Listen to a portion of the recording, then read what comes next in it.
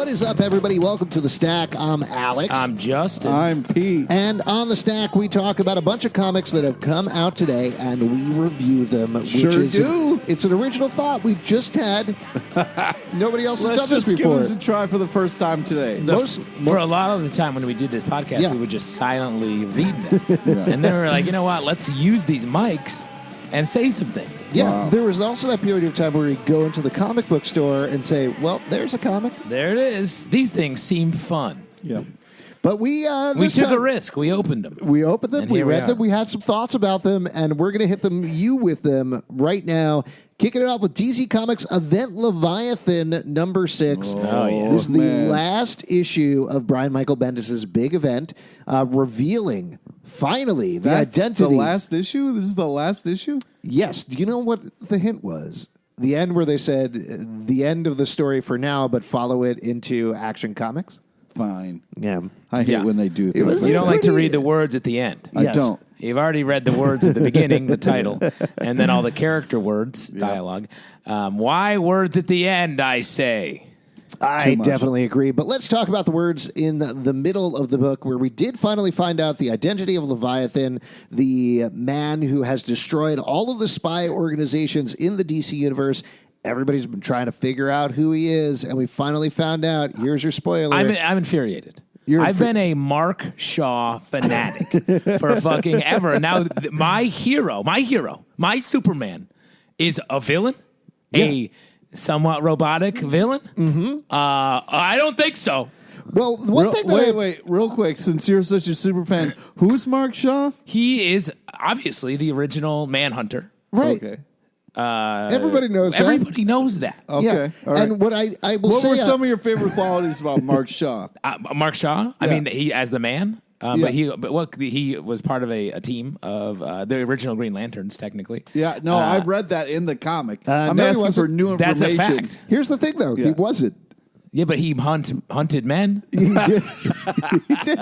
So here's, they do a couple of things in this book, and maybe I'm not 100% up on my DC continuity, but there is the Green Lantern villains who are called Manhunters, who Yes. are robots in space. Straight up robots. They were what the Guardians built before they decided, hey, you know what, this robots thing is a bad idea, let's get human beings, and they formed the Green Lantern Corps. It's like if we on Earth were like, we should have robot police officers, and then we're like, wait a second, they can't think. Yeah, that's a bad idea. We should have humans do it. Right, because they started killing everybody. Yeah. But the Manhunter characters who have been since then have nothing to do with those Manhunters. No. They have as much to do as Martian Manhunter has to do with any of them, which is nothing at all. But so this is a retcon here. Yes, and it's combining them because the Mark Shaw Leviathan amalgam, I guess you could say, is part robot. I guess. I mean, we don't really define it. Yeah, he has Manhunter tech. Yeah. But they also say, like, oh, they were inspired by the Manhunters, and they've always had Manhunter tech, which I don't think is true. No. But that's fine. That's a retcon. Let's talk about the overall mystery of this book, because they did tease at the beginning. You could definitely figure out who it is from reading the book. Is that true? Nope. I mean, I will say it was. We speculated that it was an original. That was one of the things we had. Yeah, talked I about. think so.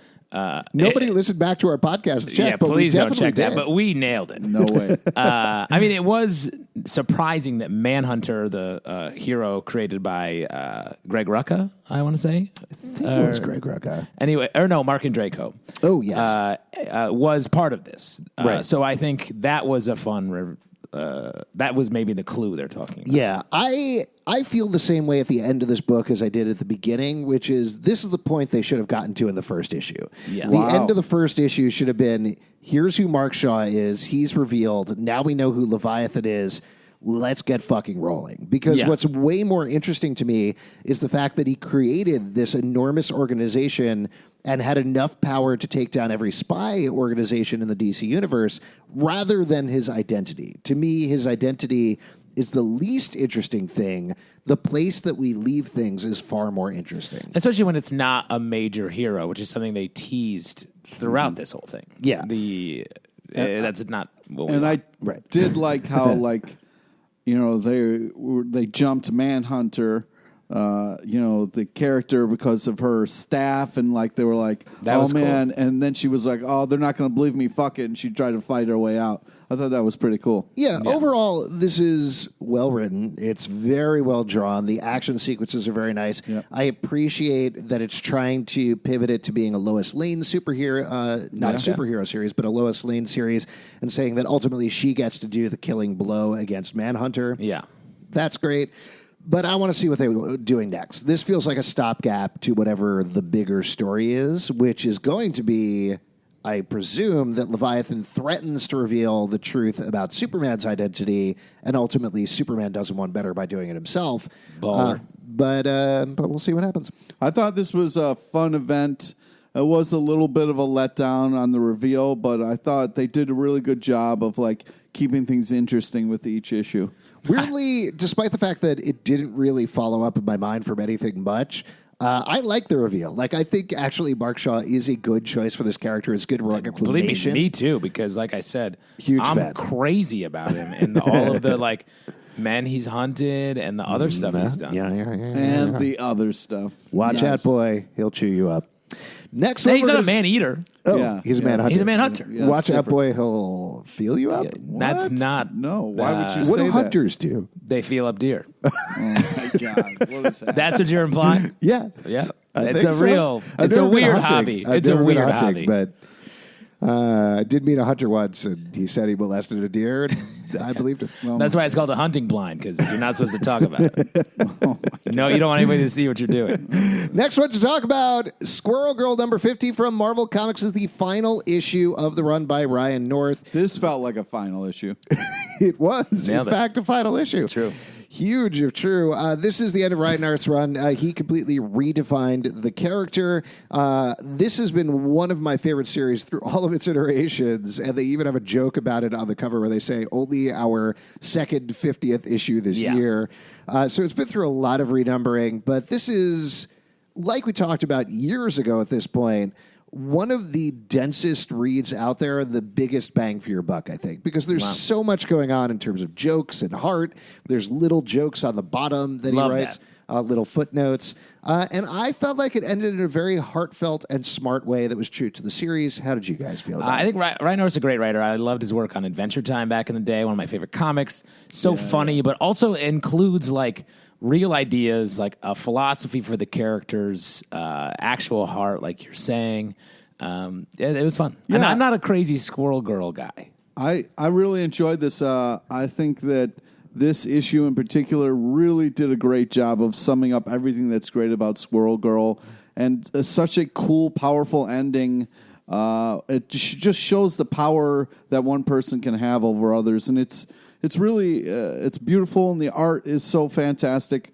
I was really impressed with this. You think Galactus' friendship with her will continue? Well, I was going to say there's a really interesting metatextual thing that happens there where Ryan North writes this conversation between Galactus and Squirrel Girl where they're like, hey, things are going to be different after this. Yeah. Right? You're probably not going to see me for a while, which the underscoring is there that whoever writes Squirrel Girl next, if there is another Squirrel Girl series, is not going to hit things in the same way, is not going to have Galactus and Squirrel Girl hang out on the moon and have a conversation. Well, and maybe even a bigger point, whoever's writing a big crossover with Galactus trying to threaten the Earth is not going to be like, Iron Man, I'm going to kill the Earth. What up, Squirrel Girl? How you doing? Remember us? Yeah, exactly. And it's that to me was the saddest part is, hey, we're going to say goodbye to this fun for now. You're not going to see this fun, which is a huge bummer, but I'm glad that it existed, and I'm glad it will continue to exist in trades. Let's move on to a Boom Studios book, Folklords #1. Oh, yeah. Now, in this first issue, this takes place in a fantasy world where everybody, as they come of age, needs to declare and then go on a quest. One kid dresses in a suit, which is very weird to everybody, and says, I'm going to find the Folklords, the legendary Folklords. He's been having dreams of another world, which seems very like our world. And by the end, this isn't too much of a spoiler, he ends up kicking off that quest. What'd you think about this first issue? I thought the art was fantastic, really sets up this cool world. A lot of fun, creative characters. I think this is a great first issue, setting up what it's going to be about, how it's going to move forward. And I thought the ferry boat guy was my favorite character, very underserved. But I'm hoping for more. The troll. Yeah. Yeah, the ferry boat was a very Mike Mignola design, Yeah. I thought, which was interesting. How'd you feel about the book, Justin? I liked it a lot. It's fun if you're a fan of Harry Potter. I think this is a good sort of comic to get into. Feels like we're going to see a great series of quests, authoritarian regime. It was great. Yeah, If Pete showed up wearing a suit, I would be just as surprised as the characters. Well, it's kind of a weird thing to aspire to like be a businessman or something, like suit. Not all people that wear suits are not just businessmen. Yeah, I know. I'm just saying, say, like you're aspiring to have a day job, and I work a day job, and I'm like, hey man, I think you should go on a different quest. So if you had to wear an aspirational outfit, what would it be? Like if you were like, I'm going to wear what I want to be doing, dress for the job I want. Hit me with that. What, mascot? You're probably a mascot, yeah. Nailed it. We've never discussed that before. Yeah. And I just knew some sort of hot dog, actually, I did that one time. Costume. Yeah, I just did that one time. It's not as fun as it looks. Yeah, you got It's punched. a lot of work. You got punched in the nuts. No, I didn't. Huh. It's just hot in those suits, man. Hot in the suits. Hot suits. Next one to talk about, speaking of some hot suits, from Marvel Comics, X-Men #2. Hot suits. boy. Oh, boy. This is quite the issue. This book, just finished reorganizing the X-Men canon. Crazy ideas, huge swings, and then in the second issue, you get this. Yeah. They're like, remember that crazy island? We're still figuring it out. Yeah. Guess what? This island's fucking another island full of weirder shit than you've ever even thought of before. Yeah. This is what's crazy about this issue to me. So the plot of this issue is Cyclops hears that Araco, I believe, which is the not exactly evil, but the dark version of Krakoa, the island that all the mutants live on, is heading into our universe, headed towards Krakoa. They're on a collision course. It appeared, and then Krakoa was moving toward Araco. Right. So Cyclops is like, hey, my children, who I now refer to as my children all the way. Very weird. And the whole issue, Cyclops is like, kids. hey, son, let's go do this. Hey. It's better. It's better than just walking in and being like, "Hey, dudes." I mean, that's kind of. Well, you're defending Cyclops over here. No. Pete is making fun of me because I explained that I refer to my kids as dudes. That's cool. You're a very internet person, though, aren't you? I am. I'm very online. So Cyclops grabs young Cable and Rachel Summers, heads down. He's just Cable now. Is he? Old Cable's dead. I don't know. Okay, sure, he's Cable. Cable and Rachel Wouldn't you want to Summers. be, if I was like young Alex, you'd be like, lay off. You can't say that's I'd be young like, Alex. Thanks, man. If there was a younger version of him, yes. I look haggard right now, so Don't you dare. Oh, you look thank you. great. Thank you. Top of your game. Just the right color skin. It's like a fun, Nice rosy. pustule yellow. Yeah, I think it looks You're like like a you've been rosy up yellow. since 5 o'clock this morning. That's Yeah. true. Now, so they head down to this island. They end up in a tussle. What I thought was the craziest about this book, beyond the concepts that they're throwing in there, is that it was a mix of like Michael Bay action one-liners and classic Jonathan Hickman black and white person summoning monsters, throwing out crazy concepts. Yeah. And the two do not gel at all. No. But it's still an amazing read at the same time. And so It's so insane. It's kind of upsetting how insane it is. It's not upsetting. It's wild. You got to give it up to Jonathan Hickman once again for being like, I'm pushing through this. I'm barely grasping what's happening now, and then you're going to have fucking islands, and then like weird. Again, Pete hates islands, as we've Yes, established, and he doesn't want islands fucking each other. Because you know what they're going to make? More islands. Yeah. And that's a problem. By the way, that is 100% what's going to happen. Yeah. Like, oh, Krakoa's pregnant. got to make more mutants and islands. Yeah, well, Krakoa is a mutant. I mean, come on. Like, okay, great. You're changing things up. Cool. I'm going to try to adjust to this new insanity. And then you're going to have island fucking and then weird monsters. So what I actually appreciate about this, as wild as it was, is it's looping back to a plot point from House of X, Powers of 10, where we very quickly sped past this idea that Apocalypse raised the original 4 horsemen of Apocalypse from this island Araco, and that was just sort of like a blip, a footnote that they're like, oh, by the way, this happened in the past, don't worry about it right now. And we've never met those horsemen. Exactly. Yeah. So we're looping back to that, and by the end of the issue, this is where we end up. We get a sense that Apocalypse is way more tied to this island, this dark island that's escaped from the darkness than the Krakoa and the rest of the mutants. Creepiest hug of all time. Well, and I love that. I love that because, like... Of course you do. That gives us a sense of... We're starting to get adversaries worked in again. Yeah. I weirdly felt very uncomfortable with the status quo of everybody being on the same side. So now that we know that Apocalypse is like... Up to something. Exactly. Of course Apocalypse is up to something. It's great. I also think the weirdest part for me in this book was the Cyclops, Phoenix, Cable relationship. Like this instant fatherhood that like Rachel and Scott have been equals and they're like the same age. Yeah. Cable was a father figure almost to Cyclops. And now is much younger. He's acting oddly as well. Like their whole relationship, I was like, "What are we doing here?" It feels intentional. Yes, it feels like it's an action movie. I still do suspect there's some brain tampering going on with all of the egg reincarnation and everything. Also, kind of crazy is how tightly the continuity is being woven. Yeah. Mm-hmm. That at the end of X-Force #1, Charles Xavier is assassinated. They seem to be sticking with that. Big time. Which is nuts. And both the books we're talking about this week, it's all over about that. Yeah, which is crazy that they have not brought him back because you would have thought, given that there's got to wait in line. He's coming back. He's wait in line. He's got to wait for his golden egg. Lollipop we got to bring back a couple more pyros and a few blobs, and then we'll get to Charles Xavier after that. Plus, those blob eggs are much larger. It takes longer to make them. Oh, man. I made a blob egg omelet the other day. Oh, so good. So good. Put a little parsley on there. It feeds all the dudes, right? It feeds all your dudes. Feeds all my little dudes. Let's move on to talk about another DC comic book, Far Sector #1. I love this book. Yeah, this is cool. This was so good. So this is...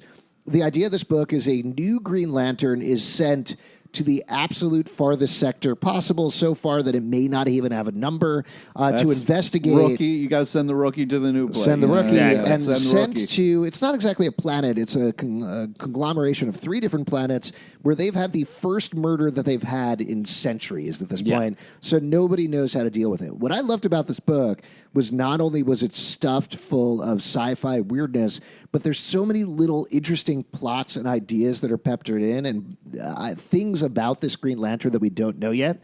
It's a great launch for a series. Yeah, a hell of a first issue. Art's fantastic.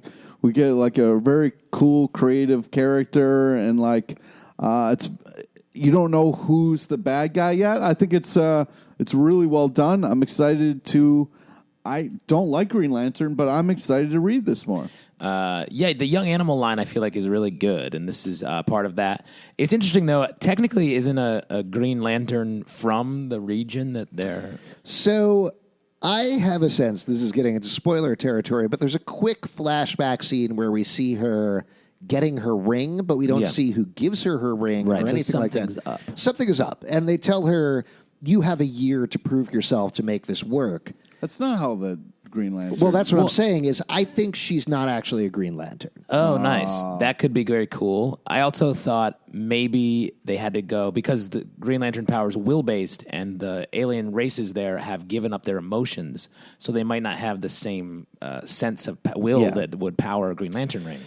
Potentially. There's a lot of possibilities there. We see some weirdness with her ring where a weird being pops up at one point. Yeah. They're in a ship and they say, hey, can't you just fly? And she's like, don't want to right now. Yeah, that was a lie. Yes, which is definitely lying. So there's something going on with her ring. There's something that we don't know yet. It could just be a ring, and a regular ring. I have a ring too. Do you think it might be? Me too.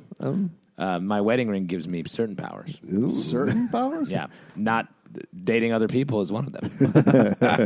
It's not a power. So great kickoff. Let's talk about another #1 issue. Getting back to the X-Men line, Fallen Angels #1. This is focusing on Well, she's called Psylocke now. Psylocke. But it's we Quanon. already have a Psylocke. No, we don't. No, but so there was Betsy Braddock and Right. there was Quanon, and they were one being. They separated. Betsy Braddock is now the new Captain Britain.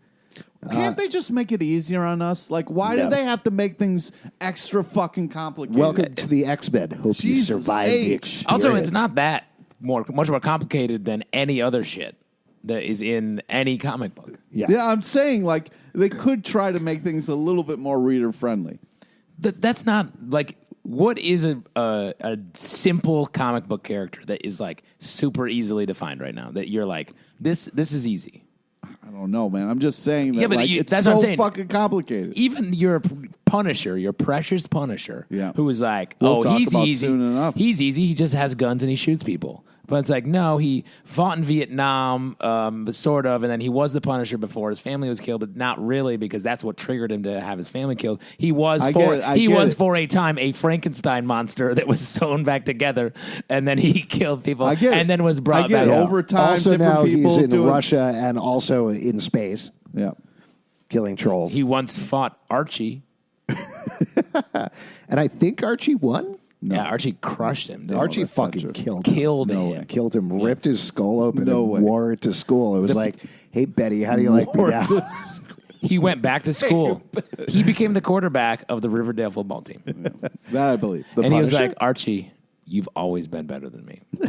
That's what he said. You didn't read, that was the last line of the comic. Yeah. Well, it was the last line. And then Archie said, hey, you know what? Why don't you take your family to a picnic this weekend? Oh. That's where it all went fucking down. Yeah. And that's our review of Fallen Angels #1 from Marvel Comics. So this is Quanon, who is now Psylocke. She's teaming up with X-23 and I like that young Cable. Yep. It's Teenage Cable. Teenage Cable. And they're going after a god thing or something. This is, I will say, my least favorite of the launches so far. Well, it didn't give it, so many of the other books gave us a sort of a mission statement, and this felt like we didn't really get that. What I like about it is it feels like maybe the weirdest yes. thing. And that's saying a lot. Right. It seems like their whole thing is like they are the team that's off of Krakoa secretly, like breaking the rules, doing fucked up stuff. But we also dealing with mystical enemies, maybe more so. Sure. It just doesn't seem... Each of them are so specifically tied so far to a different aspect of the society. Yeah. This to me feels like, yes, this is a X-Men book, which is fine. But and also it's a fine X-Men book. Great representation. That felt like Magneto. Like, that was like a real Magneto brooding. Yeah, a lot of close-ups on his mouth. Yeah, just like him in the throne in the dark. Okay, that's Magneto. Do you think Magneto has metallic fillings? And is he always like, oh shit, don't mess with that? He probably wears a retainer, just in case. Yeah, Magneto does have adult braces. No one talks about it, but he does. I didn't think this His was... helmet is I actually like this a issue. I night thought it guard. was... I was happy to have some people being like, hey, let's get off the fucking island. Let's go have some adventures. Can you hate islands? Yeah. Let's not just sit here in this fake paradise that everybody's being lied to. Real paradise. Yeah. No, it's fake. It's like that new movie, Fantasy Island. Pete, when you go on vacation, like to hypothetically Hawaii, are you like, something's fucked up about this place? Why is everyone dancing? Everyone seems to be having fun and drinking Mai Tais. I don't trust it. Let's move on. Talk about Reaver #5 from Image Comics. We've been really enjoying the series. Good, intense, gross fantasy series. Yes. All of our heroes have gotten captured by the bad guys, and they figure out sort of a plan to break out this issue. Pete, you're a fan of this, right? Yeah, this is a lot of fun. Love the over-the-top violence. A lot of kind of cool action stuff here. We get the Berserker giant kind of like plowing his way through the castle. It's good fun. I thought for sure he was going to die. Yeah, me It looked too. like there was an arrow through his helmet into his brain. Yeah. But he's fine. Yeah. He's good. We're only on the 5th issue. Yeah, but the next issue ends this arc. And then there will be another arc, according to the back page. Presumably. That's great, because this felt like a one-off Ocean's 11 type comic, but it seems like we're going to get everyone's favorite, an Ocean's 12. Ooh, maybe. With any luck, fingers crossed, we're going to make it to Ocean's 13. Definitely. I like this comic. I think the art's fantastic. A lot of interesting characters, which I appreciate. And you love meat puppets. Yeah. There's nothing like a good meat puppet. Love one. Do you ever go by the stand in Times Square that gives out meat puppets? Oh, yeah, definitely. Good stuff. Morbius, #1 from Marvel Comics, bringing back everybody's favorite living vampire to fight the Melter, everybody's favorite villain. Yeah. And Paste Pot Pete, but with attitude. but like hot. Yeah. Edgy. Hot Pot Pete. Paste, yeah, Hot Pot Pete.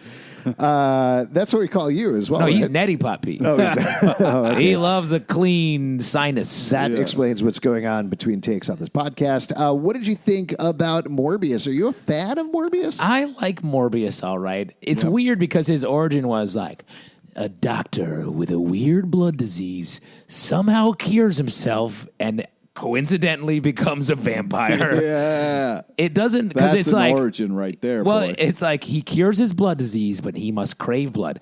Also, he can have the psychic thing that other vampires have, but it's unrelated to blood, but he has that also. And he can be out in the sun, and he's alive, not dead. That's the part that always holds me up is the living vampire yeah, thing. like, why do you have because to it's say living vampire? it's just like, he's just a vampire. It's okay. Well, but I think he's living because that gives him the carrot to always try to find the cure, because he's not Sure. dead yet. Yeah. Yes. When the vampire's dead, it's like, it's over. Yeah.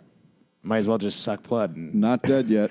I'm not dead yet. yeah. Yes. What do you think about this, Pete? I think it's fun. It's it's a little weird at the end, but yeah, I don't know. I like Morbius, and I thought this was fun. If I was excited with where it started with just like violent kind of taking people down for not being where they're supposed to be, which is cool. But then it was more about like he's trying to cure himself, which I was like, man, you got to appreciate who you are and where you are, Oh, if you are a vampire, just stay a vampire? Yeah, just live your best vampire life, That's nice. Stop trying to be something you're not.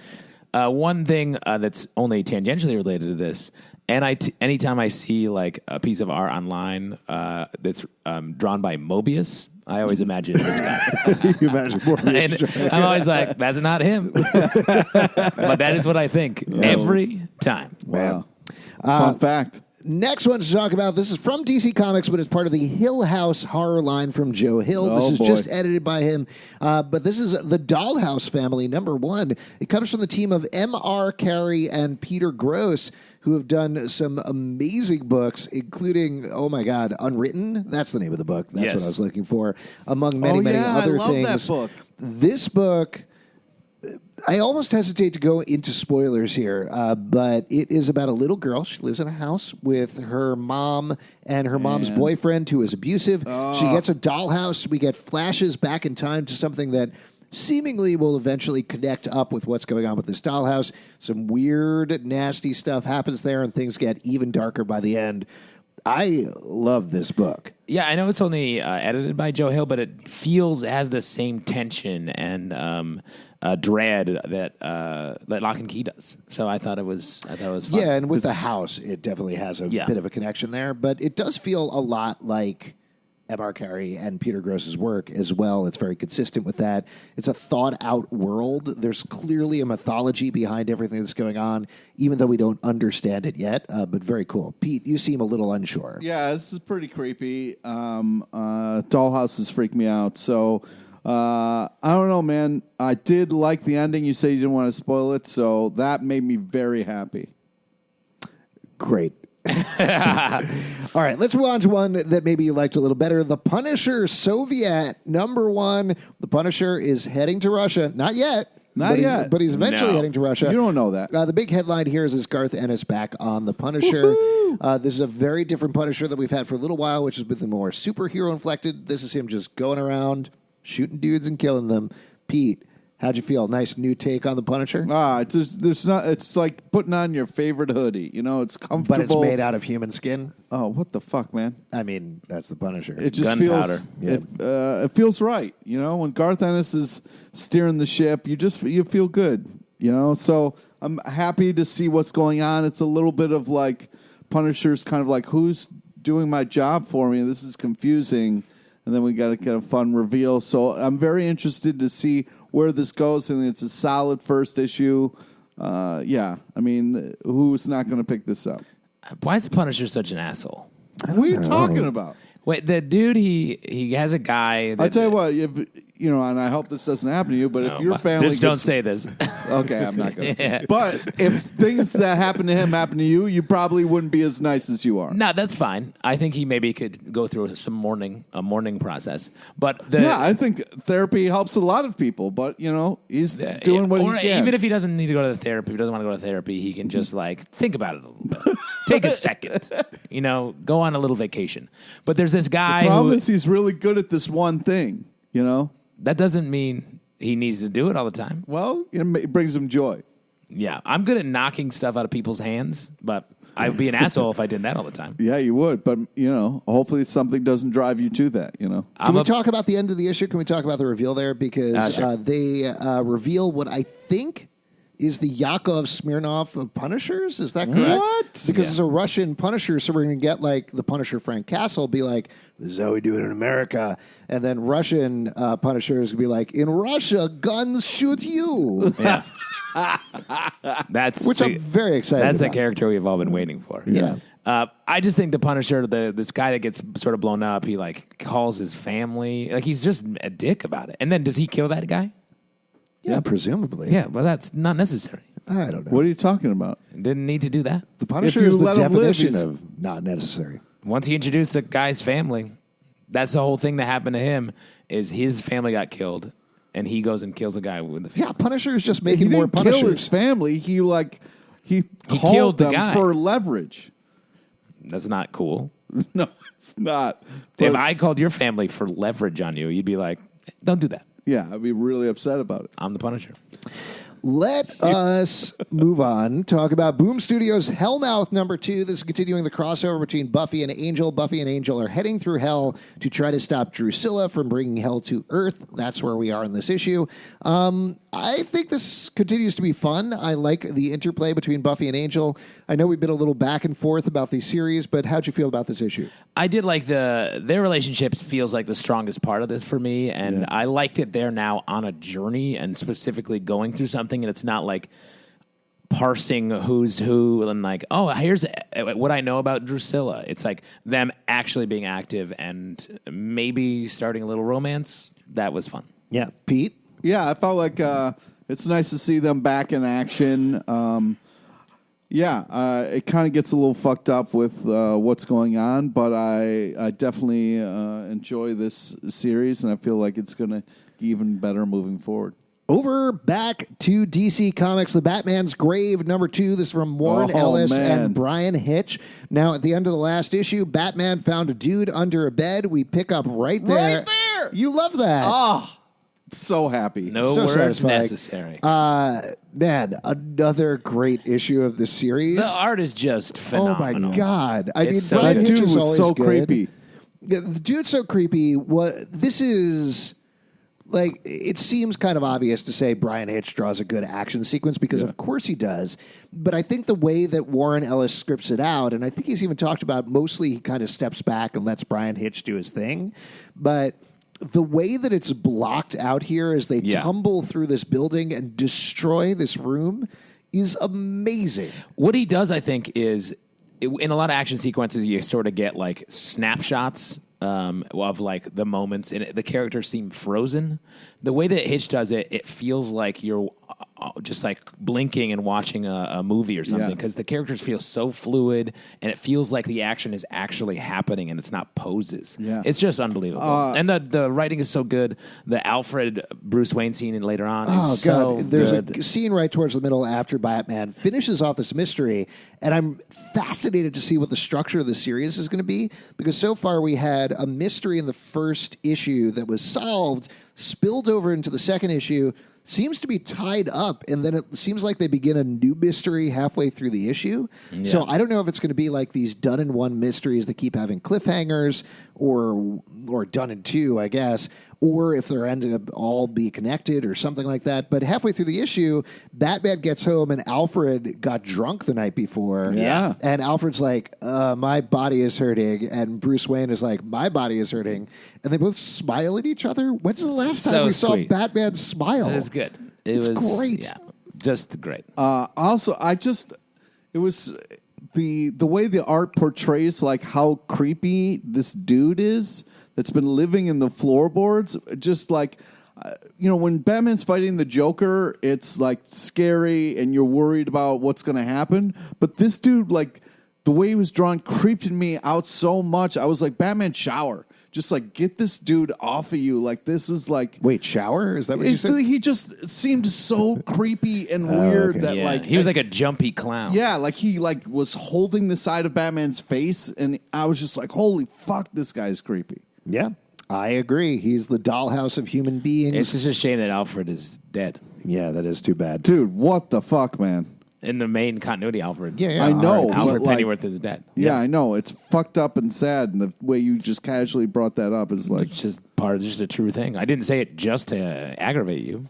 I mean, this book's called Batman's Grave. The rest of the Batman books should be called Alfred's Grave. Oh, that's a great you're idea. a That's really asshole, good. man. Next one to talk about from Image Comics, Sea of fucking Stars, asshole. number 5. This is by Jason Aaron and Dennis Hallam. This is about a young boy and his father who get separated in space. The boy seems to have some sort of powers that everybody is trying to harness. The father does not have those powers and has a rapidly breaking down spacesuit as he's tracking down his son. Yeah. In this issue, they get closer to each other than ever before, and things change once again.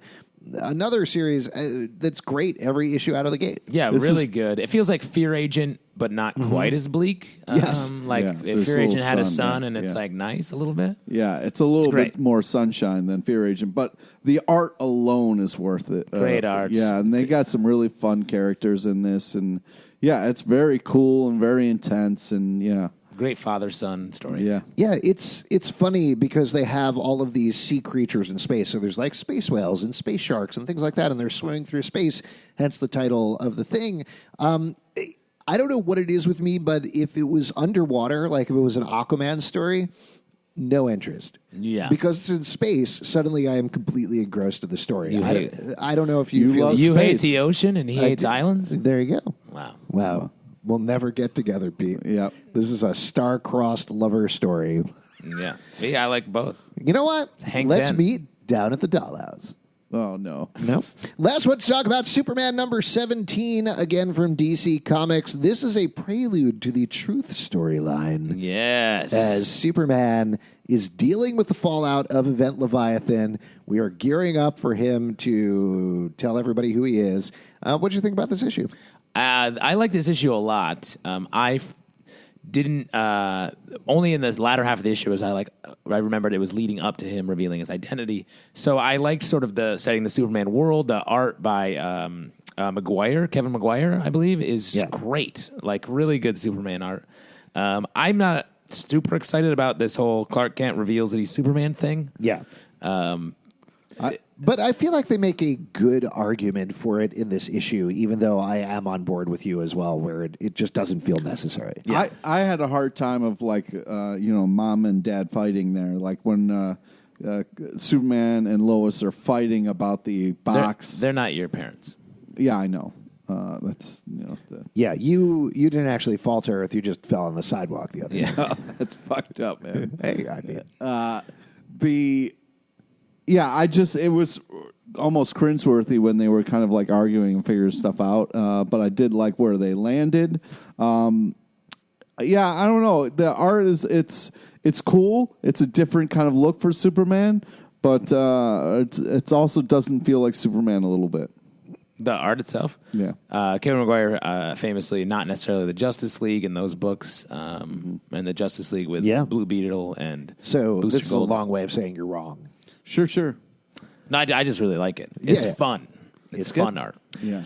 If you would like to support our podcast, patreon.com/Comic Book Club. Also, we do a live show every Tuesday night at 8 p.m. at the People's Improv Theater Loft in New York. Come on by. We will chat with you about comics. Pete, what do you want to plug? Friend us on Facebook so you get to know about the amazing guests we have on our live show. Follow us on Twitter at Comic Book Live. Check us out at comicbookclublive.com for this podcast and more. You can subscribe and comment on iTunes, Android, Stitcher, Spotify, or the app of your choice. And we'll see you at the comic book shop. Islands in the stream. That is You're what going to we scare are. Pete. You're scaring Pete. I know. He's crying.